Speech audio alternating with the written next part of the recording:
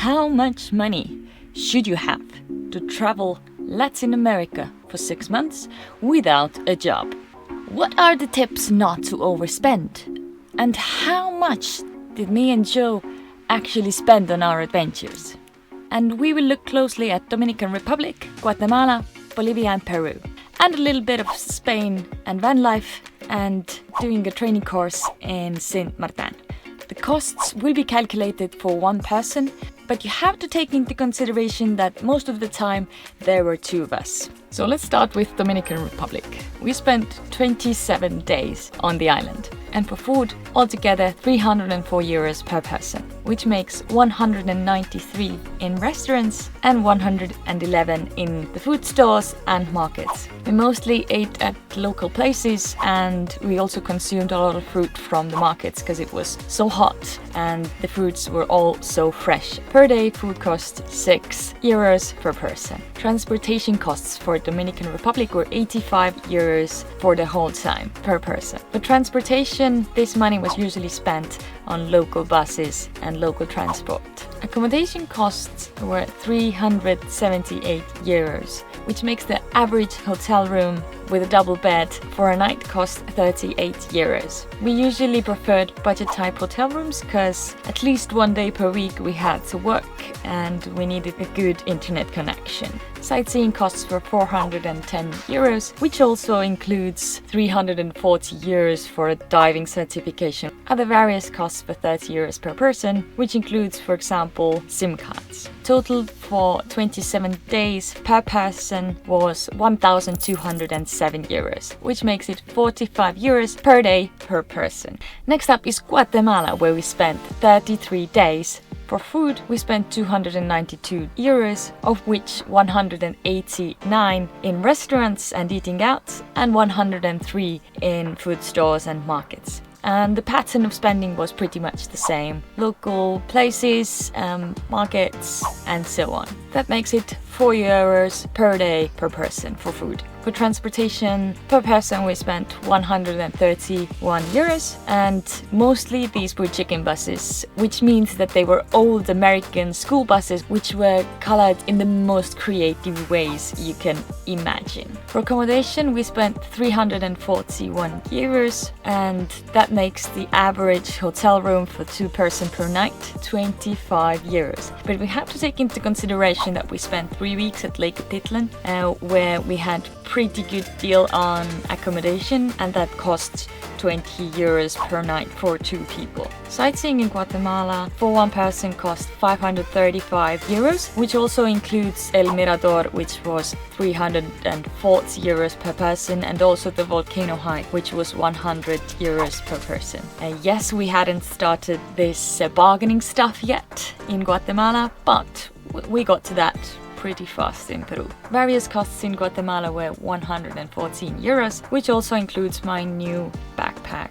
Total per person was 1,411 euros, which makes it per day 43 euros per person. Next up is Peru, where we spent 41 days. For food, we spent 292 euros, of which 216 in restaurants and 76 in food stores and markets. That makes it 4 euros per day per person for food. In Peru, we also ate a little bit more out in fancy restaurants because it was so cheap, and you could get a very fancy restaurant meal for 10 euros. Transportation costs in Peru were 259 euros, which also includes local buses and 2 flights inside of Peru from Lima to Tarapoto and then from Iquitos to Cusco, which makes it a little bit more expensive than the other countries because Peru is huge. Traveling with only buses and seeing the whole country is simply very, very time consuming. Accommodation in Peru altogether cost 194 euros, which makes the average hotel room for two people cost 17 euros per night.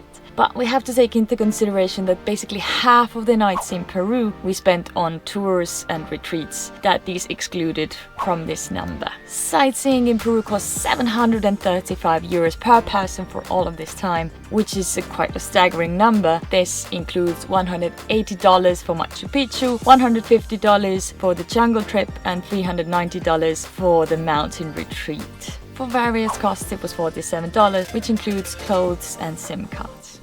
Total costs in Peru were 1,526 euros, and that makes 37 euros per day per person. The last country is Bolivia, where we spent 23 days. For food, altogether it was 252 euros, which divides 201 euros for restaurants and eating out, and 51 euros for groceries and market food. Also in Bolivia we ate in nice restaurants because, again, it was so cheap. And in Bolivia, food cost 5 euros per day per person. Transportation costs were 39 euros per person, and we mostly took night buses because it was so comfortable in Bolivia. Accommodation costs for the whole time there was 206 euros per person, which makes the average hotel room cost 24 euros for 2 people per night. Some of the time we also had a room with a sauna in the last city, Santa Cruz, because we were so tired and wanted to relax a bit. Sightseeing in Bolivia costs 268 euros, and that includes 100 euros in Uyuni, and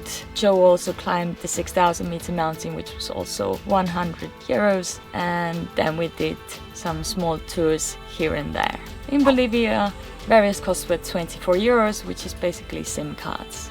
So total per person in Bolivia was 787 euros, which makes the cost per day per person 34 euros. International flights cost 1,610 euros altogether, and we were on the road for 168 days. The most expensive flights were into Dominican Republic, which was 300 euros, and then out of Bolivia back to Europe, which was 700 euros. Let me also add Saint Martin and Spain to the table, but they were a little bit different because in Spain we did van life, and van life usually is a lot cheaper than backpacking because you have your own cooking place, you have your own accommodation every day and transportation. But we had to do some shopping to be ready for backpacking, so the cost that you usually don't have. And Saint Martin was different because the accommodation and food was paid for by the training course, so you can't properly calculate how much stuff costs there. But you can see the trend in the table that Dominican Republic was basically the most expensive. Then comes Guatemala, and Peru and Bolivia are pretty much similarly priced. So our total for all of this trip was 8,177 euros, which makes it 49 euros per day for all of this time. And I have divided those spending categories into the low budget from 30 to 50 euros per day, middle range from 50 to 70 euros per day, and high budget from 70 to 100 euros per day. So the low budget traveler prefers hostels, sometimes hitchhiking, couch surfing, usually makes their own food, takes the cheapest tours, and sometimes maybe can't afford to take all of the tours and they have to keep an eye on their spending. So the middle range. Middle range people, they can afford all the tours, sometimes eat out and don't cook that much themselves, and take not the cheapest hotels, but still not the most expensive ones either. They can usually afford everything they want, but it's not the most luxurious. So the high budget traveler can basically afford anything they want. Take the most expensive tours, have luxurious hotels, and eat out at a restaurant basically every day.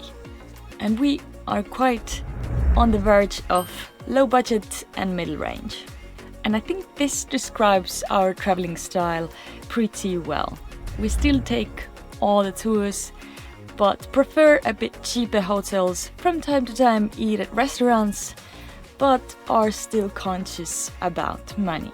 So if you want to do a similar kind of trip and you don't want to worry too much about money, then 50 euros is a very good average on what to have per day, which is also flights included. So this was your guide on how much you would probably spend in Latin America and what is the most cheapest option that you can go for. If you enjoyed this video, click here to see what kind of adventures we could afford for this money. Thank you for watching and see you next week. Bye.